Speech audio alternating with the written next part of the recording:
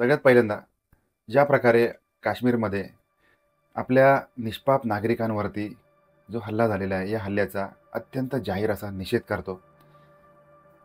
अतिशय मन हेलावून टाकणारी घटना राजकीय स्तरातून असेल किंवा सामाजिक स्तरातून असेल, अत्यंत वेदनादायी अशा प्रकारचे निदर्शनं, आंदोलनं या सगळ्या गोष्टी घडत असताना जी माहिती समोर येत आहे, ती माहिती अत्यंत मन हेलावून टाकणारी आहे. कारण ज्यांच्यावरती हल्ला झालेला आहे, हे फक्त पर्यटनाच्या माध्यमातून पर्यटनासाठी आनंद व्यक्त करण्यासाठी आपापल्या कुटुंबासोबत तिथे गेलेली लोकं आणि यांच्या नशिबी विकतचं मरण आलेलं आहे.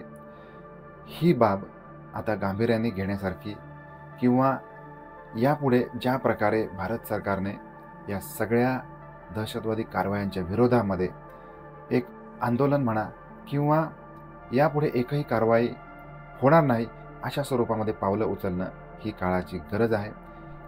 या 27 मृत पावलेल्या पर्यटकांमध्ये एक नाव येत आहे, विनय नरवाल. फक्त 26 वर्षाचा एक तरुण अधिकारी.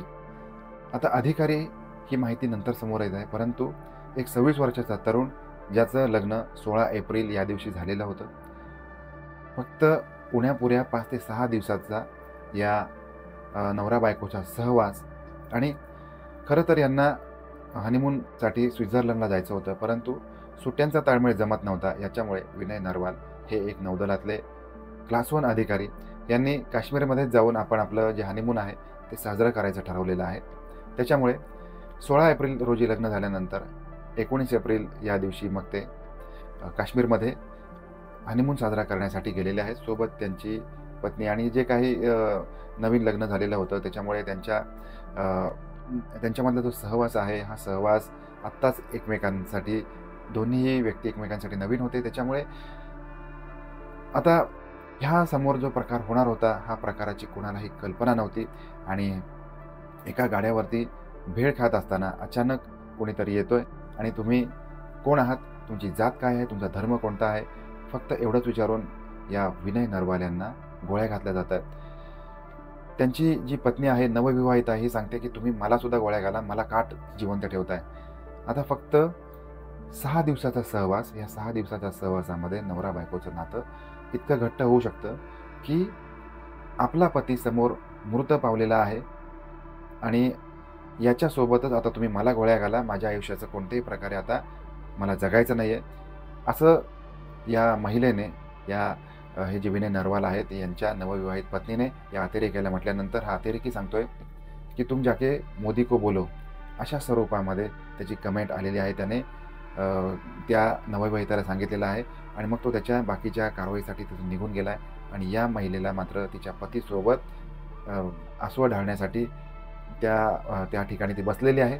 आता अशा स्वरूपाचे फोटो, व्हिडिओ अत्यंत मोठ्या प्रमाणामध्ये सोशल मीडियामध्ये व्हायरल होत आहेत. साधारणपणे 2 वर्षापूर्वी इंजिनिअरिंग केल्यानंतर विनय नरवाल हे क्लास 1 अधिकारी म्हणून नौदलामध्ये रुजू झालेले होते आणि त्यांची जी सेवा आहे ती नौदलासाठी देत होते. अत्यंत मनमिळावू, त्याचबरोबर कर्तव्यदक्ष अधिकारी म्हणून विनय नरवाल यांची त्या खात्यामध्ये ओळख होती.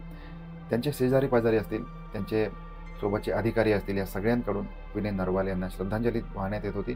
त्याचबरोबर विनय नरवाल हे एक अत्यंत चांगले अधिकारी असल्यामुळे, कर्तव्यदक्ष अधिकारी असल्यामुळे त्यांचा जो जाण्याने लॉस झालेला आहे, हा लॉस कधीच भरून येणार नाही आहे. कारण ऐन उमेदीमध्ये, तारुण्याच्या उंबरठ्यावर असताना, नवविवाहित लग्न झालेलं असताना अशा स्वरूपाचे मरण येणे ही अत्यंत वाईट गोष्ट आहे. तर विनय नरवाल यांना आपण श्रद्धांजली व्यक्त करूया. त्याचबरोबर अशा स्वरूपाचे भ्याड हल्ले नाही व्हायला पाहिजेत, या कारणासाठी म्हणून आपण कशा स्वरूपामध्ये भारत सरकारने यापुढे जी पावलं उचलायला पाहिजेत याच्याबद्दल सुद्धा आपलं म्हणणं काय आहे ते कमेंट बॉक्समध्ये नक्की कळवा. धन्यवाद.